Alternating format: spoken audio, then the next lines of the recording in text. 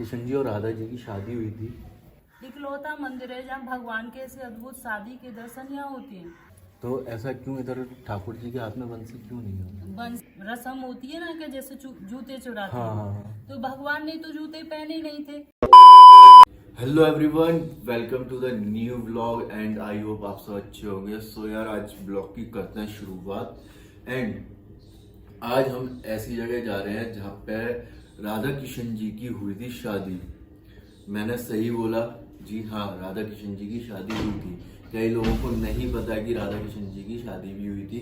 सबको यही पता है कि वो प्रेमी और प्रेमिका थे।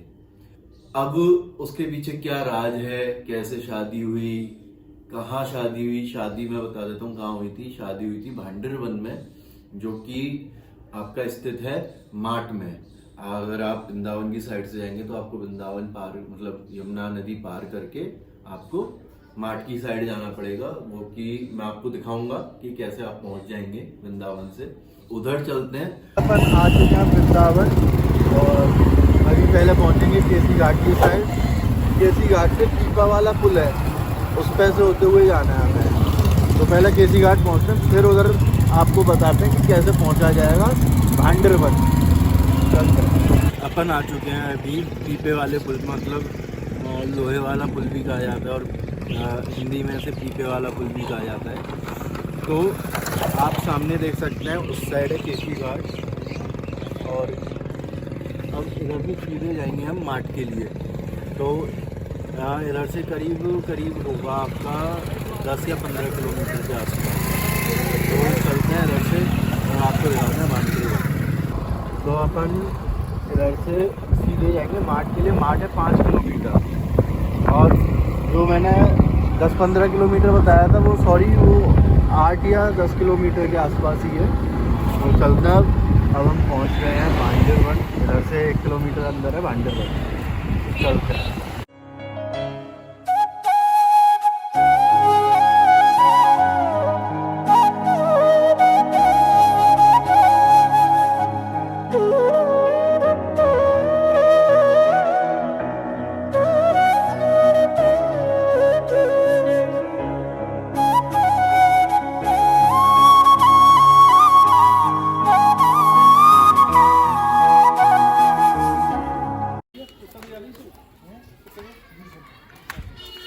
तो हम आ चुके हैं भांडीर वन और ये है इधर का मेन मंदिर।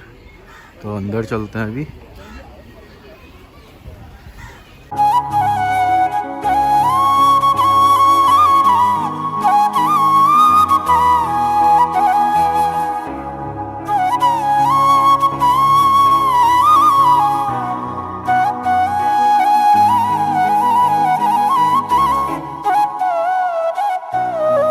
अपन आ चुके हैं भांडर वन और इधर हमें दीदी मिली है। दीदी आपका नाम?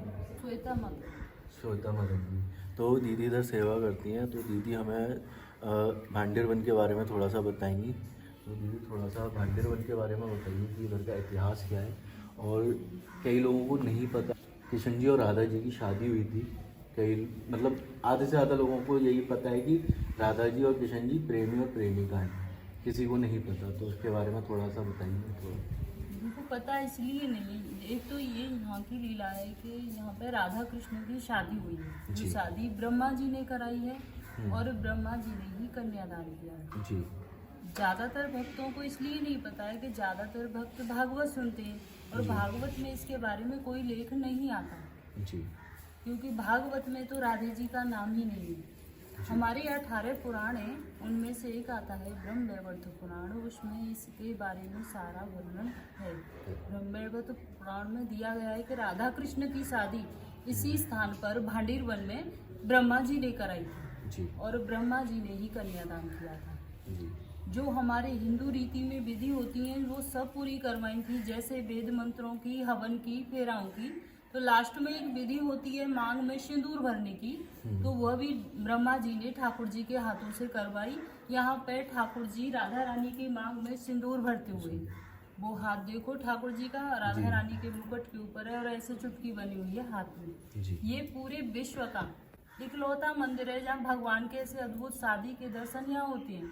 नहीं तो जहाँ भी दर्शन होंगे बंसी बजाते हुए होंगे, यहाँ पर ठाकुर जी के हाथ में बंसी नहीं है, मांग भरते हुए है। तो ऐसा क्यों इधर ठाकुर जी के हाथ में बंसी क्यों नहीं है? बंसी इसलिए नहीं है, जब शादी हो रही थी तो ठाकुर जी ने बंसी को अपने पास रख लिया था पूजा अच्छा। के टाइम पर, तो उस बंसी को राधे जी ने चुरा लिया। जी।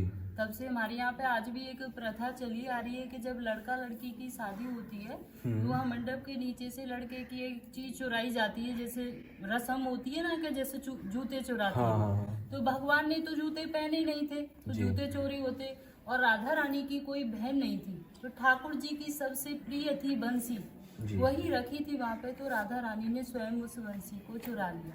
अच्छा। और जैसे कि अभी इधर जो कुआं है इसका क्या इतिहास है?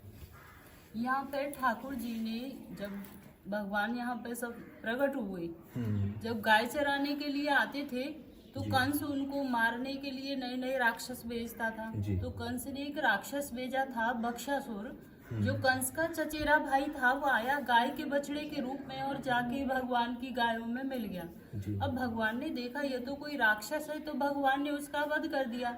तो ग्वालवाल कहने लगे, कन्हैया तूने गाय के बछड़े की हत्या कर दी, तू गौ हत्यारा हो गया, जी। तुझे तो सभी तीर्थों का स्नान करना होगा।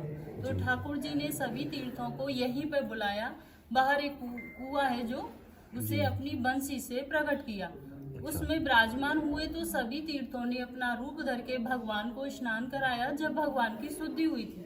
जी। तो इस कुएं में सभी तीर्थों का जल है, और जब कभी भी सोमवती या अमावस्या होती है तो इस कुएं का जल सफेद हो जाता है।